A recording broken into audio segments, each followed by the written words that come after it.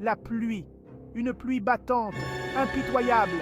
Elle s'abattait avec violence, transformant les rues pavées en torrents dangereux. Chaque goutte semblait faire écho au chaos qui se déroulait au cœur de la tempête. 5 silhouettes, ombres fugaces, sous la lumière vacillante des réverbères, se déplaçaient à une vitesse défiant l'œil humain. Leurs lames, scintillant sous les faibles lumières de la ville, dessinaient dans l'air des arcs d'un argent mortel. Chaque coup, une promesse de mort murmurée.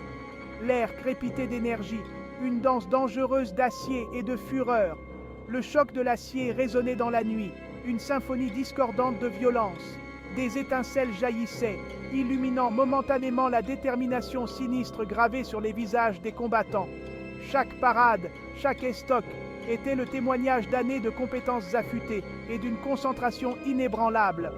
Mais ce n'était pas une simple démonstration de prouesse martiale, c'était une bataille pour la survie. Chao Xiaoshu se déplaçait avec la grâce d'un fantôme, ses robes noires flottant autour de lui comme des ailes de la nuit. Son maniement du sabre était un tourbillon de précision et de puissance, ne laissant aucune place à l'erreur. Mais même ses compétences extraordinaires étaient mises à rude épreuve. Il était pris au piège, enfermé dans un filet, tissé non pas de cordes ni d'acier, mais d'une pure intention meurtrière. C'était le domaine de l'ennemi, un témoignage effrayant de sa maîtrise du sabre. L'air lui-même vibrait d'une énergie invisible, une cage de lames invisibles qui pouvait frapper de tous côtés, à une vitesse mortelle. Chaque pas était semé d'embûches, chaque mouvement un pari contre des forces invisibles. Aux côtés de Chao Xiaoshu, Ningke combattait avec une férocité brute et sauvage. Ses yeux brûlèrent d'un feu froid, reflétant la tempête qui faisait rage autour d'eux. Il était une force de la nature déchaînée, ses mouvements imprévisibles, ses attaques incessantes. Pourtant, même lui, avec ses instincts étranges, luttait pour naviguer dans le labyrinthe mortel du filet d'épées invisibles. Leurs ennemis étaient implacables. 2 silhouettes, enveloppées dans l'obscurité, se déplaçaient avec une synchronicité étrange. Leurs attaques étaient précises, leur timing impeccable. Ils étaient comme des extensions de la tempête elle-même, leurs mouvements aussi imprévisibles et mortels que la foudre qui zébrait le ciel. La tension crépitait dans l'air, aussi palpable que la pluie qui les trempait jusqu'aux os. Ce n'était pas seulement une bataille de compétences, mais une bataille de volonté. Replions-nous. Une voix siffla à travers l'averse, aiguë et claire malgré le vent rugissant. Elle provenait de l'une des silhouettes masquées, les mots empreints d'une autorité glaciale.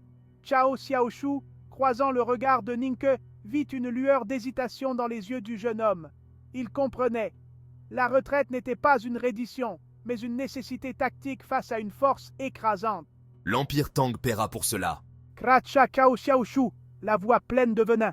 Il para un coup qui aurait fendu un homme de moindre importance en deux. Cette nuit est loin d'être terminée. Il savait qu'ils étaient dépassés, mais sa fierté, son besoin brûlant de vengeance, refusaient de le laisser céder. Un rire guttural résonna dans la ruelle. Des ombres émergea une silhouette aussi imposante qu'une montagne, le Sadhu. Ses yeux, brillants d'une lueur prédatrice, se posèrent sur Ningke. Ainsi, le jeune phénix se révèle enfin. Sa voix, une basse profonde qui résonnait dans la poitrine.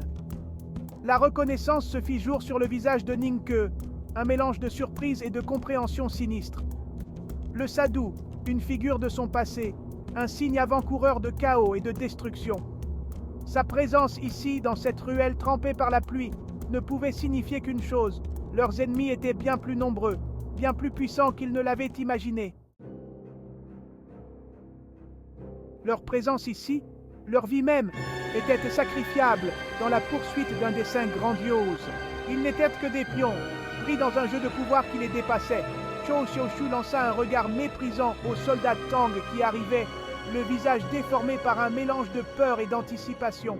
Mais vous n'êtes que des moutons conduits à l'abattoir. Vous vous prenez pour des chasseurs. Il rencontra le regard de leur capitaine, une lueur d'amusement dansant dans ses yeux. Et ce soir, les loups ont faim. L'affrontement final fut un flou de mouvements et d'acier. Chao Xiaoshu et Ningke, dos à dos, se battaient avec le désespoir d'animaux acculés. L'air crépitait d'énergie, tandis que Ninke déchaînait vague après vague de force invisible, perturbant le rythme mortel du filet d'épée. Mais leurs ennemis étaient implacables, leur habileté inégalée. Le sabreur en robe tomba le premier, son corps s'effondrant sur le sol comme une marionnette dont on vient de couper les ficelles.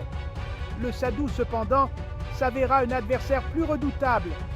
Il se battait comme un démon possédé, ses mouvements alimentés par une force intérieure terrifiante. Mais même lui, malgré toute sa puissance, ne pouvait rivaliser avec la puissance combinée de Chao Xiaoshu et Ninke. La tempête commença à se calmer, la pluie se transformant en une douce bruine, tandis qu'un chariot tiré par un cheval solitaire émergeait des ombres. Il s'arrêta au bout de la ruelle, ses lanternes projetant de longues ombres dansantes sur les pavés mouillés. Chao Xiaoshu, le visage pâle sous la crasse et la pluie, rengaina son épée, le métal résonnant doucement. La nuit est à nous, mais l'aube apportera son propre jugement. Il se tourna vers le chariot, son regard fixé sur le manoir Kao, une forteresse d'ombre se profilant au loin. Chaque rotation des roues le rapprochait de sa destination, le rapprochait du point culminant d'un destin auquel il était incapable d'échapper.